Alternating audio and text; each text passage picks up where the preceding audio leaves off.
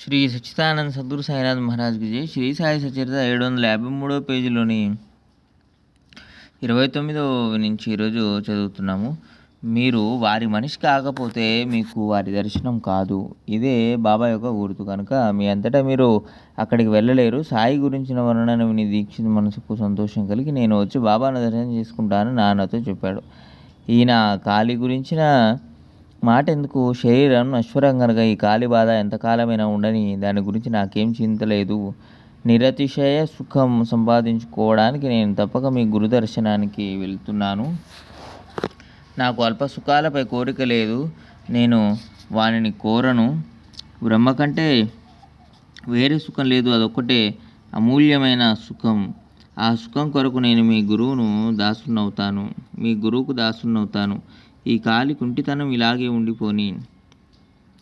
నాకు దీని చింత ఏం లేదు. కానీ నా కుంటి మనసును బాగు చేయండి అని ప్రార్థిస్తాను. ఏవేవో సాధనలు చేసి చాలా శ్రమపడ్డాను, కానీ మనసు స్థిరపడలేదు. స్వాధీనంలో ఉంచుకోవాలని ఎంత ప్రయత్నించినా నాకు తెలియకుండానే అది జారిపోతుంది. మనసును నిగ్రహించాలని ఎంత జాగ్రత్త పడినా మనసు ఆశ్చర్యంగా దృష్టికి అందకుండా తప్పించుకొని తిరుగుతుంది.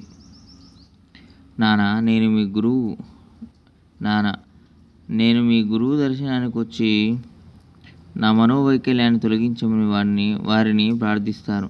నశ్వరమైన శరీర సుఖాలపై విరక్తి కలిగి పరమాత్మ సుఖంపై ప్రీతి గల భక్తులు పరమార్థాన్ని సంపాదించుకోవడం సాయికి పరమ సంతోషం.